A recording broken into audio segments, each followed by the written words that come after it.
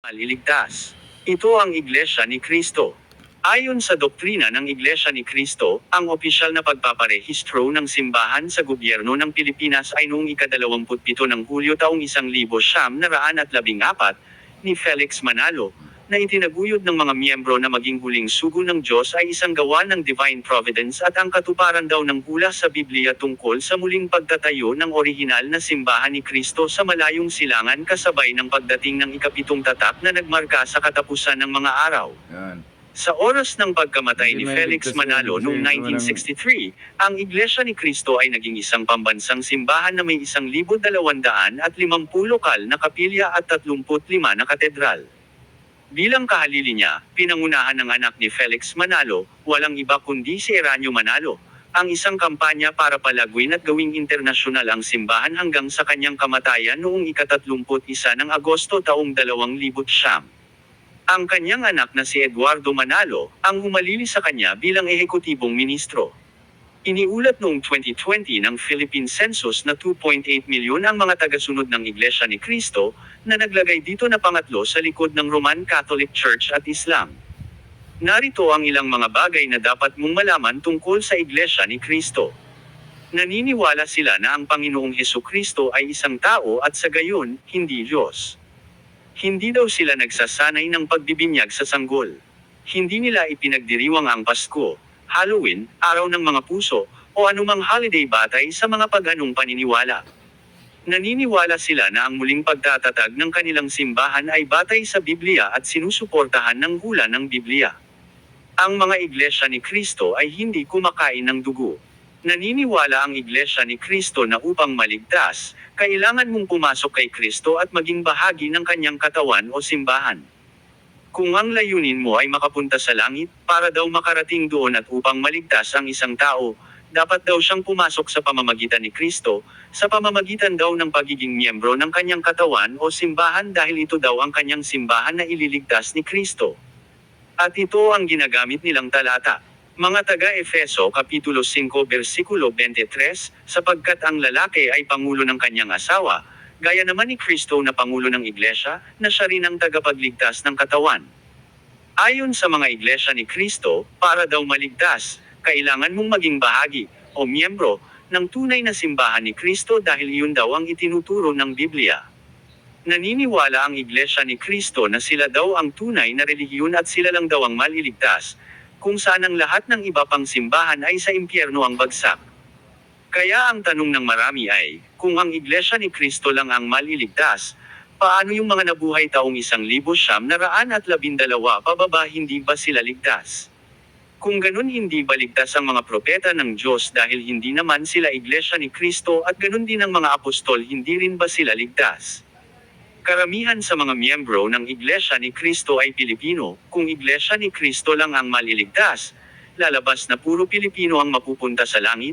Biro naman ng iba, para magkaintindihan daw sila sa langit dahil sila lang naman daw ang maliligtas.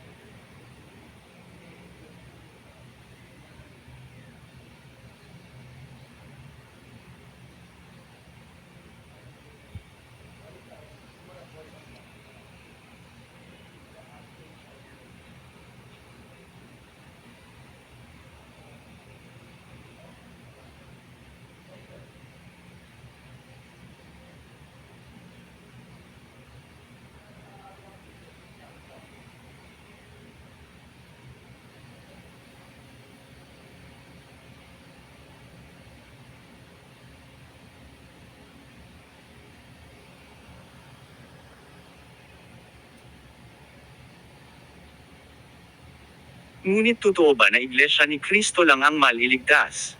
Ano ang sagot ng Biblia? Ano nga ba ang sinasabi ng Biblia tungkol sa kaligtasan? Ano nga ba ang dapat nating gawin upang maligtas? Ayon sa aklat ng mga gawa, kailangan nating sumampalataya kay Panginoong Hesus upang maligtas. Mga gawa Kapitulo 16 versikulo 30 hanggang 31, at sila'y inilabas at sinabi, Mga Ginoo, ano ang kinakailangan kong gawin upang maligtas? At kanilang sinabi, manampalataya ka sa Panginoong Hesus, at maliligtas ka, ikaw at ang iyong sangbahayan. Maliwanag na maliligtas ang tao sa pamamagitan ng pananampalataya kay Panginoong Hesus. Narito pa ang karagdagang talata tungkol sa kaligtasan. Mga taga-Efeso Kapitulo 2 versikulo 8, sapagkat sa biyaya kayo'y nanggaligtas sa pamamagitan ng pananampalataya, at ito'y hindi sa inyong sarili, ito'y kaloob ng Diyos. Mga taga-Roma Kapitulo 10 versikulo 9, sapagkat kung ipahahayag mo ng iyong bibig si Hesus na Panginoon, at sasampalataya ka sa iyong puso na binuhay siyang maguli ng Diyos sa mga patay ay maliligtas ka. Kaya maliwanag na maliligtas ang tao dahil sa pananampalataya at hindi sa pamamagitan ng pag-anib sa relihiyon na Iglesia ni Kristo. Isa sa mga pinakadakilang kasinungalingan na Iglesia ni Kristo lang ang maliligtas. Sa katunayan, ang kaligtasan ay para sa lahat ng tao. Sinasabi sa sulat sa taga-Roma na ang lahat ng nagsisitawag sa pangalan ng Panginoon ay maliligtas. Mga taga-Roma Kapitulo 10 versikulo 13, sapagkat ang lahat na nagsisitawag sa pangalan ng Panginoon ay manggaliligtas. Ano sa tingin mo kaibigan, Iglesia ni Kristo lang ba ang maliligtas? Ilagay mo ang iyong sagot sa comment.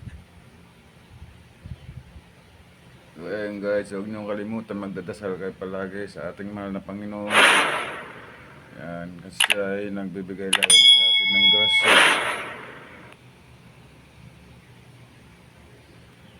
So ayan guys, no. Huwag kalimutan magdasal ng araw-araw. Isla sa Indonesia na di umano'y bihasa sa pagtatagalog. Ano nga ba ito at ano ang kasaysayan sa likod ng kanilang kwento?